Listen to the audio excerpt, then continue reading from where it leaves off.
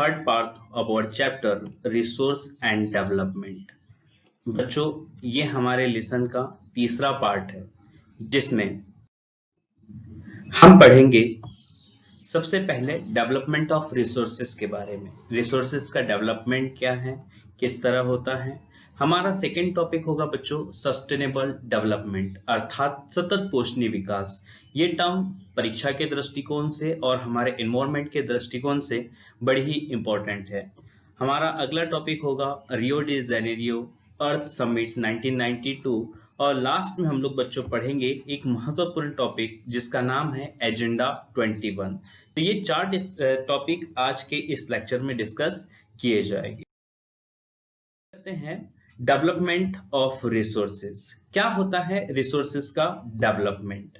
बच्चों, जैसे कि आप यहाँ पर एक फिगर देख रहे हो, इस फिगर में दिखाया गया है कि किस तरह से फॉरेस्ट रिसोर्सेज को यहाँ पर काट के फैला दिया गया है और ये भी एक प्रकार से रिसोर्स का वेस्ट में है।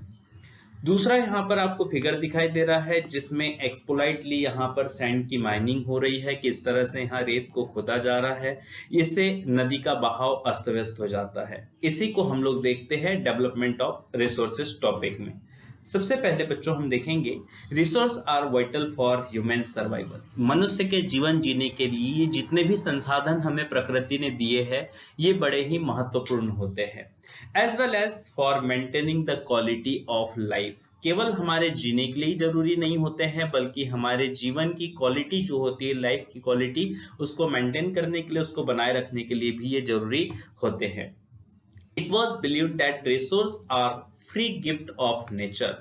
दोस्तों, हमारी जो सबसे बड़ी मानवीय भूल है ह्यूमन नेचर के अकॉर्डिंग वो ये है, हम लोग ये सोचते हैं कि जितने भी नेचुरल रिसोर्सेस है वो हमें प्रकृति ने फ्री में गिफ्ट किए हैं और यही कारण है कि हम लोग उसका एक्सप्लॉइटली दोहन करने लगते हैं या उसका शोषण करने लगते हैं।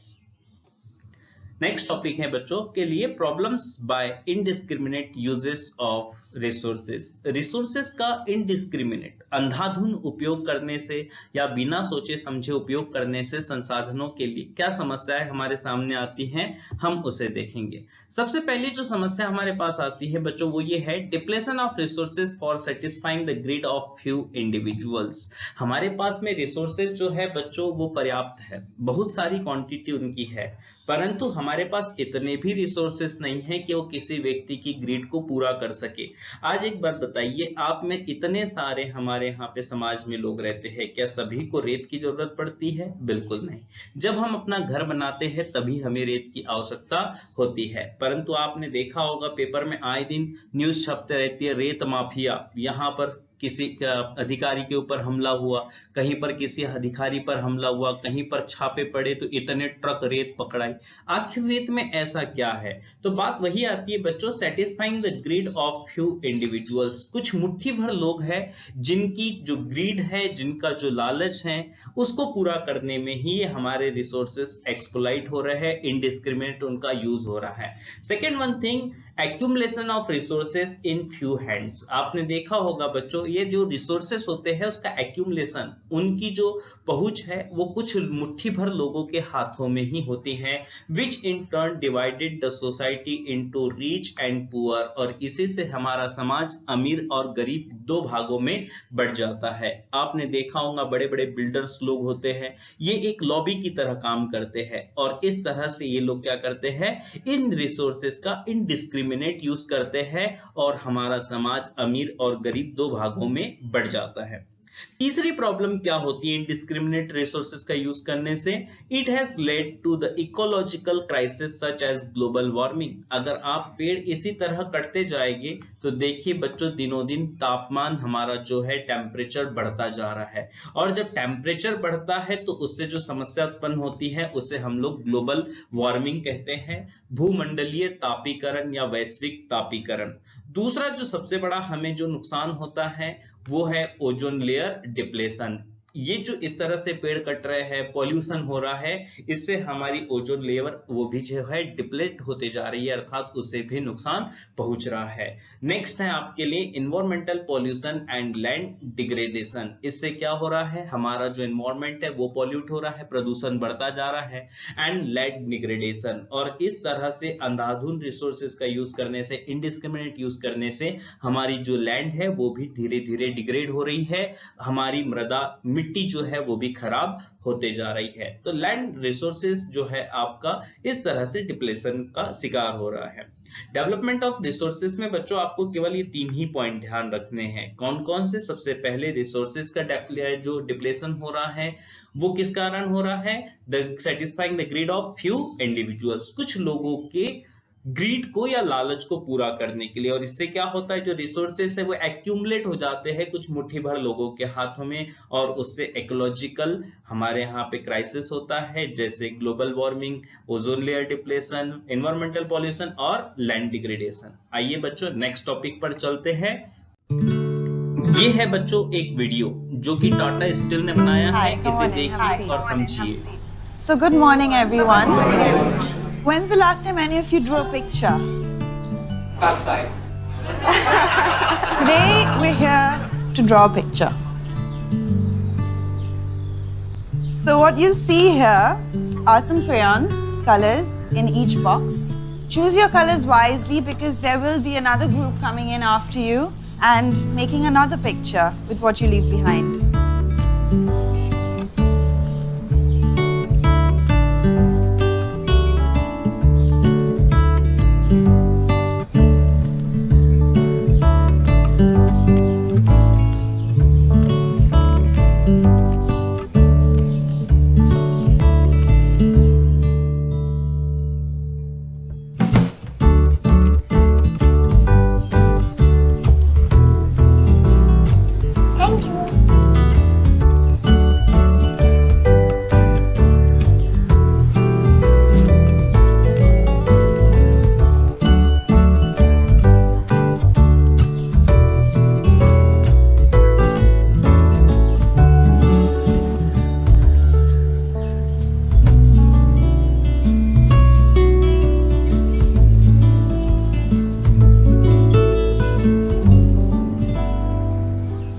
So here we have the other group. Everybody say hi. Why don't we show the kids the pictures that we've drawn? Yeah, sure. Bye. So nice. Wow. Yes. Why don't you show them what you drew?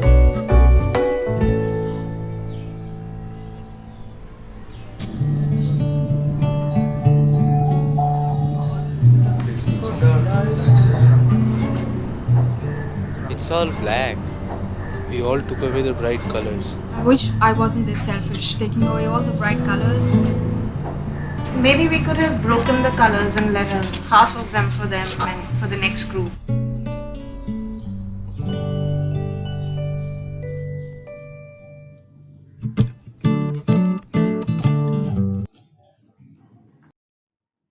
बच्चों ये video बनाया था Tata steel.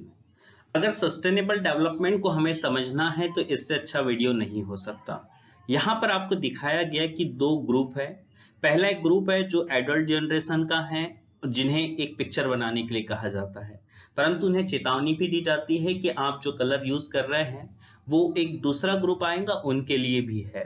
उन्हें ये नहीं बताया जाता कि दूसरा ग्रुप कौन सा है। दूसरे ग्रुप के लिए जब ये लोग फर्स्ट ग्रुप वाले पिक्चर्स बनाते हैं तो वे लोग कलर्स का यूज बिना सोचे समझे करते हैं कि अगला ग्रुप भी उसे यूज करेगा। दूसरा ग्रुप जब बच्चों का आता है तो उनके पास में कोई कलर नहीं होते, उन्हें केवल ब्लैक एंड व्हाइट कलर से ही अपनी पिक्चर्स को ड्रॉ करना होता है। ठीक इसी तरह सस्टेनेबल डेवलपमेंट का भी कंसेप्ट है। सस्टेनेबल डेवलपमेंट या सतत पोषणीय विकास ऐसा विकास है जिसमें हमें प्रेजेंट टाइम की जनरेशन के अकॉर्डिंग अपने नीड को पूरा करते हुए आने वाले फ्यूचर जनरेशन का भी ध्यान रखना होता है। The development that takes care of the needs of the present generation without compromising the needs of future generation। हमें अपनी जरूरतों से भी कॉम्प्रोमाइज नहीं करना है, पर हमें रिसोर्सेस आने वाले जनरेशन के लिए भी बचाकर रखने हैं। दिस इज कॉल्ड और टर्म्ड एज सस्टेनेबल डेवलपमेंट। इस तरह का जो विकास होता है जो भविष्य के लिए भी सस्टेन हो सके, ऐसे विकास को हम सस्टेनेबल डेवलपमेंट या फिर सतत पोषणीय विकास कहते हैं। ऐसा विकास जो हमारी वर्तमान की जरूरतों को भी पूरा कर सके और आने वाली जनरेशन का भी उसमें ध्यान रखा जाए। अगले इसका क्या फीचर होता है? सस्टेनेबल डेवलपमेंट का अगला फीचर ये है, it emphasises on prevention of pollution. हमें वर्तमान की जरूरतों को पूरा करना है, डेवलपमेंट भी चाहिए, परंतु हमें क्या नहीं करना है?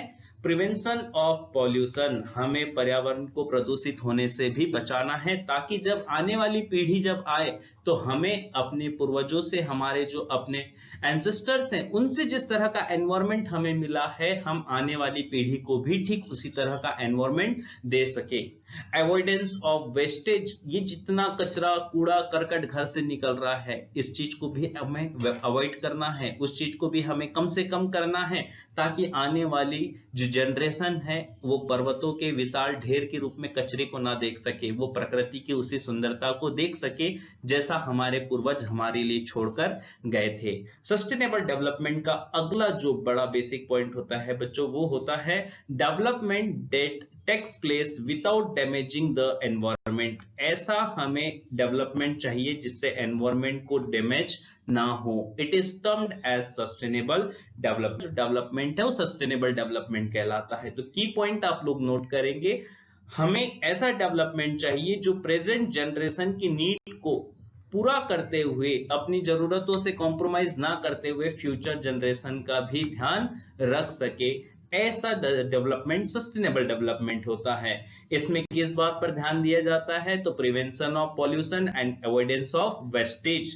हमें दो बातें ध्यान रखनी है, हमें पॉल्यूशन को प्रिवेंट करना है, हमें वेस्टेज को भी अवॉइड करना है ताकि कचरे के बड़े बड़े ढेर ना लग जाए।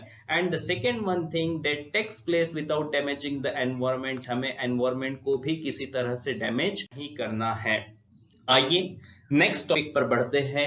अब सस्टेनेबल डेवलपमेंट के लिए वर्ल्ड क्या कर रहा था, विभिन्न देश जो है विश्व में वो क्या कर रहे थे? तो बच्चों इसके लिए एक समिट हुआ था ब्राजील की राजधानी रियो डी जेनेरियो में।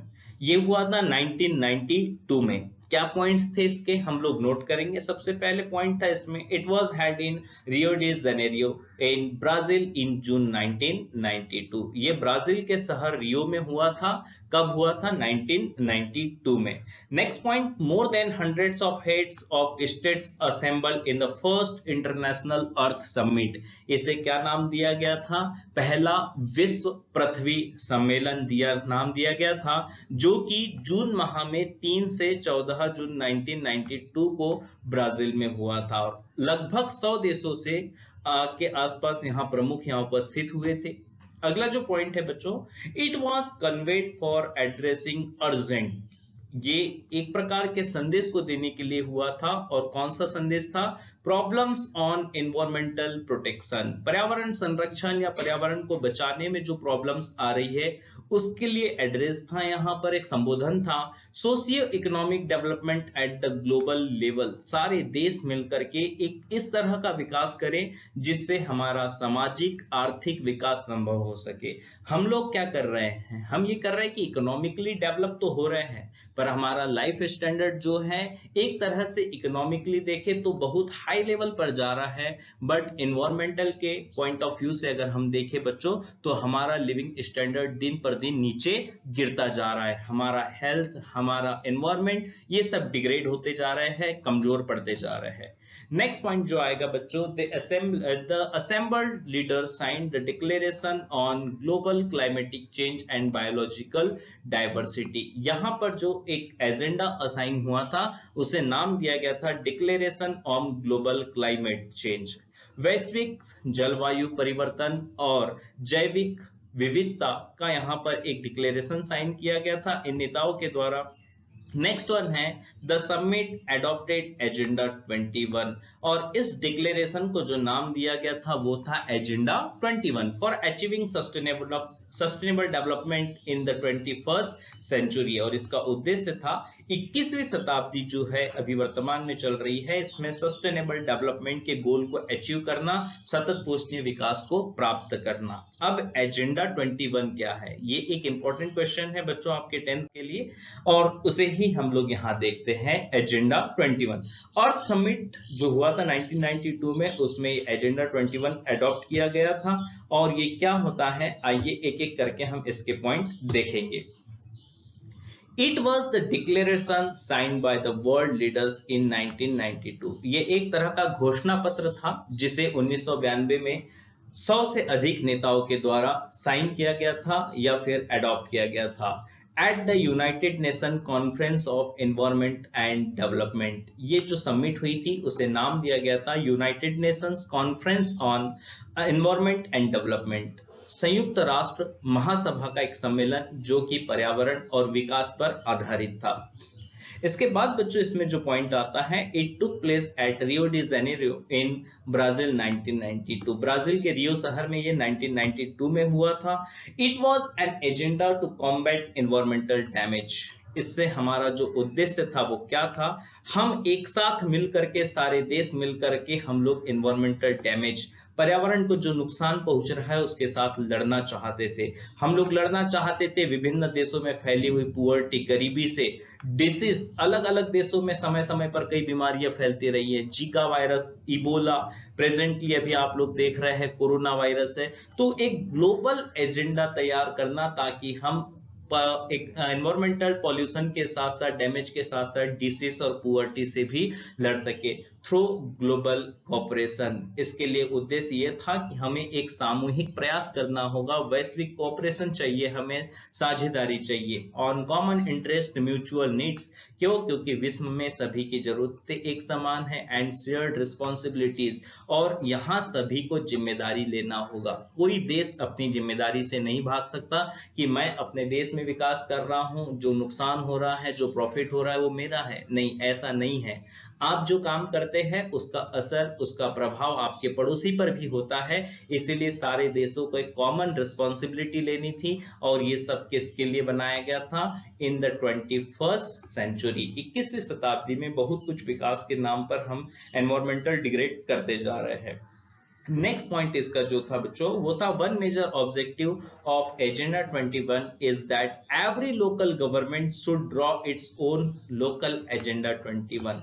एजेंडा 21 का एक ये भी फीचर था कि हर देश की सरकार को अपना लोकल एजेंडा 21 बनाना है। एजेंडा 21 क्या है, मतलब हमें 21 पॉइंट्स ऐसे रिलेट करने हैं जिससे कि हम सस्टेनेबल डेवलपमेंट को अचीव कर सके, हम लोग डिजास्टर्स को रोक सके, हम इन्वायरमेंटल डैमेज को रोक सके, और इस तरह से हर देश अपने स्तर पर, अपने लेवल पर एक प्रयास करे तो उसका क्या परिणाम होता है, वो हमारे एनवायरमेंट पर क्या इफेक्ट डालता है, इसे ही हमने नाम दिया था एजेंडा 21। तो बच्चों इस पार्ट में हमने पढ़ा डेवलपमेंट ऑफ रिसोर्सेज, देन हमने पढ़ा यहाँ sustainable development, very important topic for your class 10th exam.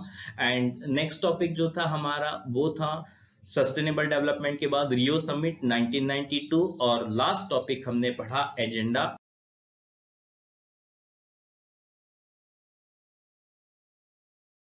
Video पसंद आया हो तो आप हमारे चैनल को सब्सक्राइब करें, इस वीडियो को लाइक करें, अपने दोस्तों से शेयर करें।